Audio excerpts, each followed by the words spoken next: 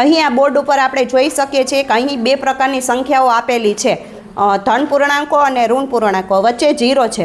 જ્યારે 0થી આપણે ડાબી બાજુ ખસીએ તો ઋણ પૂર્ણાંકો આવે છે, જ્યારે 0થી આપણે જમણી બાજુ ખસીએ તો ધન પૂર્ણાંકો આવે છે। અહીં આપણે જોઈ શકીએ છીએ કે -104 સુધી ઋણ પૂર્ણાંકો અને +104 સુધી ધન પૂર્ણાંકો આવેલા છે। અહીં આપણે બે પ્રકારની રમતો, ઘણા પ્રકારની રમતો રમી શકીએ છીએ। અહીં આપણે પાસા જોઈ શકીએ છીએ કે બે પ્રકારના પાસા છે, બ્લુ કલરના પાસા અને લાલ કલરના પાસા। અહીં બ્લુ કલરના પાસા આપણે ધન પૂર્ણાંક માટે અને લાલ કલરના જે પાસા છે તે આપણે ઋણ પૂર્ણાંક તરીકે લઈ શકીએ। હવે અહીં બે કુકરીઓ આપેલી છે અને બે વિદ્યાર્થીઓ આ રમત રમશે।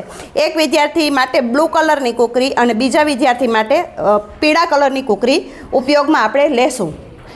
અહીં આપણે જોઈ શકીએ છીએ કે વિદ્યાર્થી સૌ પ્રથમ ધન પૂર્ણાંકોથી શરૂઆત કરે તો જ્યારે અહીં આપણે પાસા પર જોઈ શકીએ છીએ 6 અને 2, 6 અને 2 એટલે કે 8, તો વિદ્યાર્થી ધન 8 એટલે કે 8 ડગલા જમણી બાજુ ખસશે, એટલે વિદ્યાર્થી 8 ઉપર પહોંચશે।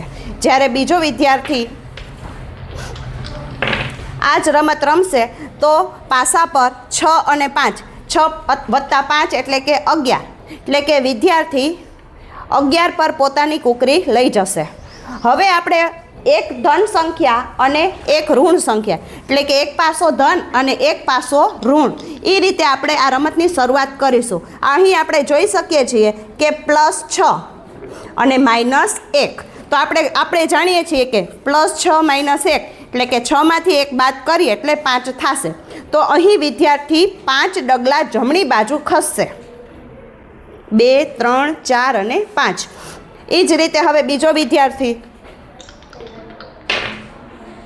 અહીં આપણે જોઈ શકીએ છીએ કે +2 અને -5 એટલે કે 2માંથી 5 બાદ કરીએ તો જવાબ આવશે -3।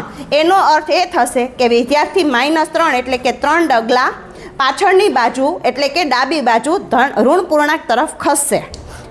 ફરી પાછી આપણે લઈએ, અહીં આપણે જોઈ શકીએ છીએ કે +6 અને -6 અને +3 આવ્યા છે, તો વત્તે ઓછે ઓછા એટલે કે -3 જવાબ આવશે, તો ફરીથી વિદ્યાર્થી 3 ડગલા ડાબી બાજુ ખસશે। ફરી પાછું આપણે લઈએ, અહીં એક પ્લસ અને એક માઇનસ, +1 અને -1 તટસ્થ સંખ્યા થઈ જતાં જવાબ 0 આવશે, તો તે વિદ્યાર્થીની કુકરી ખસશે નહીં, ત્યાં ને ત્યાં રહેશે। અહીં આપણે જોઈ શકીએ છીએ કે +3 અને -5 આવ્યા, અર્થાત 3માંથી 5 બાદ કરીએ એટલે જવાબ આવશે -2। ફરીથી વિદ્યાર્થી 2 ડગલા ડાબી બાજુ ખસશે।